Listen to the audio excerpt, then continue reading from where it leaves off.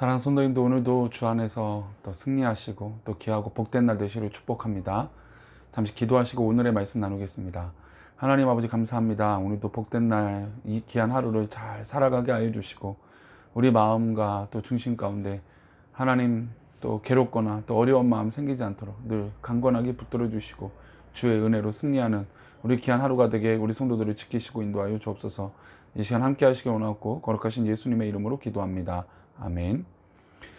네, 오늘의 말씀은 이사야 10장 1절의 말씀입니다. 제목은 주님이 오시면이라고 하는 제목입니다. 이사야 10장 1절의 말씀 함께 나누겠습니다.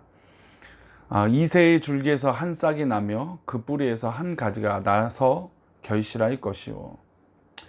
하나님은 우리에게 생명을 주셨습니다. 하나님께서 주신 생명을 통해서 인간은 또 다른 생명을 낳게 되는 것이죠. 하나님께서는 우리를 이 땅에 생명으로 그냥 그치지 않고 영원한 생명을 또한 주셨습니다. 바로 십자가, 바로 메시아를 통해서 예수 그리스도를 통해서 우리에게 영원한 생명을 주신 것이죠. 오늘 우리가 읽은 본문 이사야 10장은 예수님이 오시면, 메시아가 오시면 어떤 일이 일어날 것이다, 일어날 일에 대해서 기록하고 있습니다. 다시 한번 1절 말씀 볼까요? 이새의 줄기에서 한 싹이 나며 그 뿌리에서 한 가지가 나서 결실할 것이요. 먼저 이새의 줄기라고 하는 말씀으로 1절은 기록하고 있습니다. 이새는 다윗의 아버지이죠. 이새가 다윗을 통해서 또 다윗의 가문을 통해서 예수 그리스도를 이 땅에 보내주셨습니다. 하나님의 역사하심은 그 역사를 끌고 나가신다는 것이죠. 인간의 역사들을 그냥 아무렇게나 그리고 어떤 규칙도 없이 또 어떤 방향도 없이 함부로 하시는 것이 아니라 어떤 계획과 또 그 가문과 역사를 중시하시면서 하나님의 일들을 이뤄내시는 것을 보게 됩니다.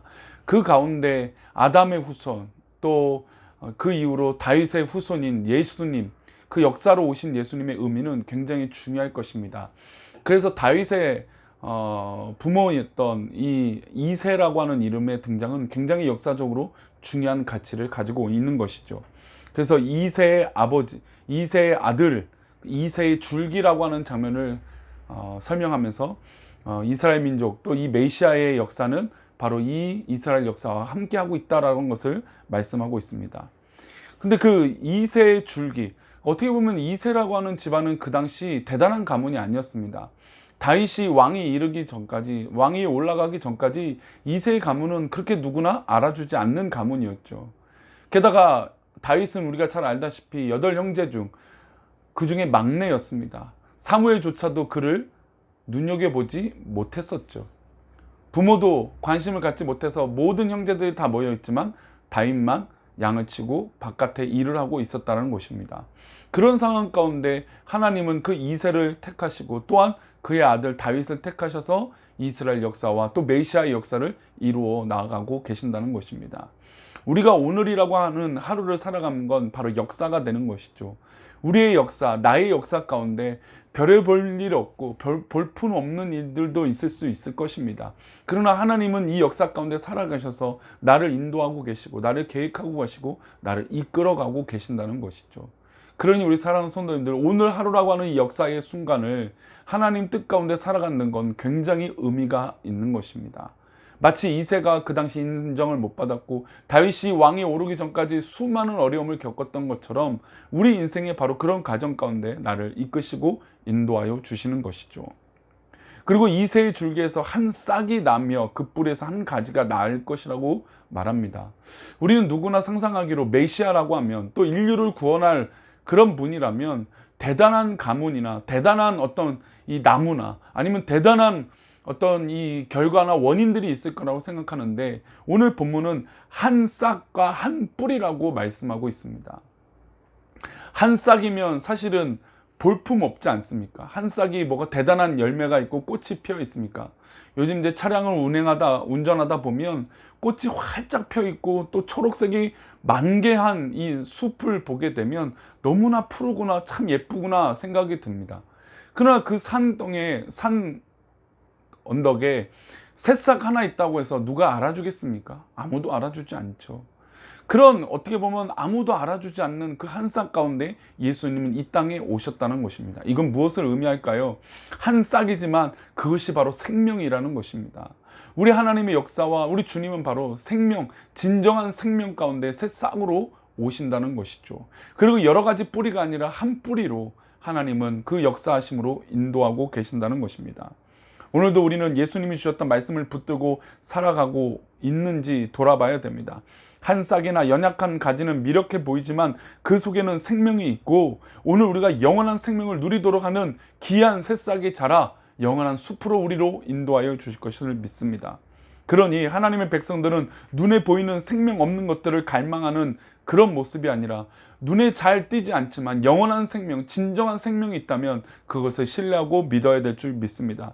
진실로 하나님의 백성이라면 비록 작고 연약하지만 생명을 소중하게 여기고 사랑하는 믿음의 백성들이 되시기를 간절히 축복합니다. 또한 이 땅에 예수님, 메시아가 오시면 하시는 일들이 있습니다. 3절 말씀인데요. 그가 여호와를 경외함으로 즐거움을 삼을 것이며 그의 눈에 보이는 대로 심판하지 아니하며 그의 귀에 들리는 대로 판단하지 아니하며. 눈에 보이는 대로 심판하지 아니하며 그의 귀에 들리는 대로 판단하지 않는다라고 하셨습니다. 예수님은, 또 메시아는 이 땅에 오시면 눈에 보이는 대로 판단하지 않는다는 것, 굉장히 중요한 말씀이죠. 또한 들리는 대로 판단하지 않는다는 것입니다. 우리가 다른 사람의 말에 영향을 안 받는 것처럼 생각하지만 대부분의 사람들은 다른 사람들의 말과 환경에 지배를 받을 수밖에 없습니다. 그리고 객관화하려고 여러 사람의 이야기를 듣지만, 그러나 또 내가 좋아하는 사람이나 나에게 힘이 되는 사람의 말을 더 믿고 따르려고 하죠. 그게 바로 인간들의, 또 사람들의 습성이라고 할 수 있습니다. 그러나 하나님은, 또 메시아는 이 땅에 오시면 눈에 보이는 대로 편견을 갖고 판단하지 않는다는 것입니다. 또한 귀에 들리는 대로, 또 귀에 들리는 좋은 말로만 그것들을 판단하지 않는다라고 말씀하고 계시죠.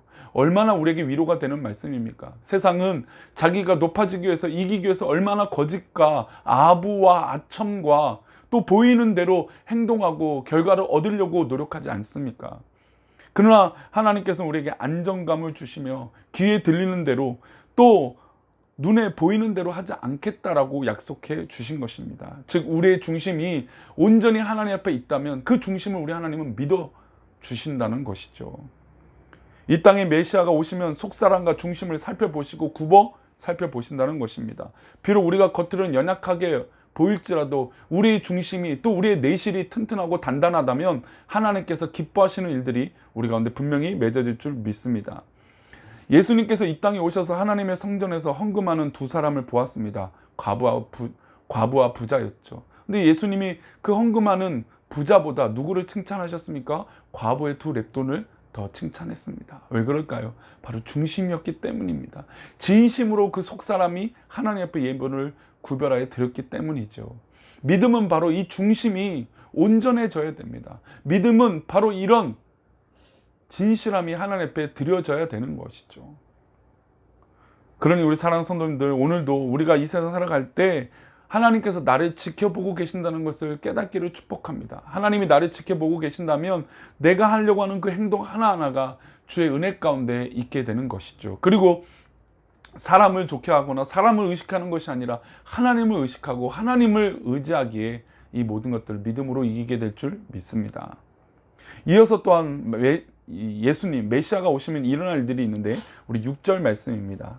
6절 말씀입니다. 읽어보겠습니다. 그때 이리가 어린 양과 함께 살며 표범이 어린 염소와 함께 누우며 송아지와 어린 사자와 살찐 짐승이 함께 있어 어린 아이에게 끌리며. 무슨 얘기입니까? 사실 이거는 말도 안 되죠. 이리가 어떻게 어린 양과 있을 수 있겠습니까? 표범이 어떻게 염소와 함께 있겠습니까?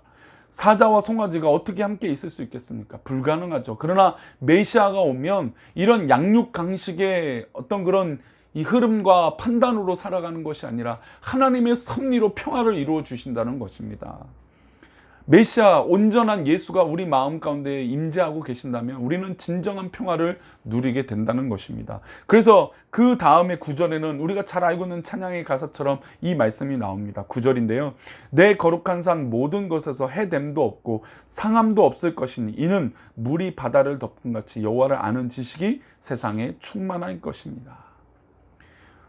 조그만 물이 바다에 들어가면 그 물을 구별해낼 수 없습니다. 그냥 그 물은 그때부터 바다가 되는 것이죠. 여호와를 아는 이 믿음과 지식이 바로 그렇게 되는 것입니다. 내 마음에 예수 그리스도가 임재하고 복음이 들어오면 내 모든 것들을 뒤바꾸게 되고 진정한 평화를 누리게 된다는 것입니다. 그러니 주님이 오시면 이 모든 것들이 평화와 안식과 평안을 진정으로 누리게 될 줄 믿습니다. 그러니 사랑하는 성도님들, 우리가 눈에 보이는 것, 또 귀에 들리는 대로 행동하는 것이 아니라 주님이 오시면, 주님이 내 마음 가운데 계시면, 주님이 내 믿음 가운데 계시면 이런 역사들이 일어나겠구나, 진정한 평안이 일어나고 내 중심과 내 진심을 받아주시겠구나 라고 믿음으로 고백하며 지금 처해 있는 모든 상황들을 믿음으로 이기시기를 축복합니다. 그리고 메시아가 이 땅에 오시면 진정한 평화가 도래할 것을 믿음으로, 하나님 그렇습니다, 예수 그리스도로 말미암아 진정한 평화가 있게 해 주옵소서 라고 사모하며 예수님이 오실 날을 기대하고 준비하는 귀한 처녀의 신부된 모습처럼 우리 사랑하는 성도님들이 그렇게 되시기를 축원합니다. 그리고 또한 우리 꿈꾸는 게 미래가 이런 진정한 평화를 선포하며 하나님 나라를 위하여 쓰임받는 기쁨으로 승리하시기를, 또 그렇게 쓰임받는 우리 꿈꾸는 교회가 되기를 간절히 축원합니다. 기도하겠습니다.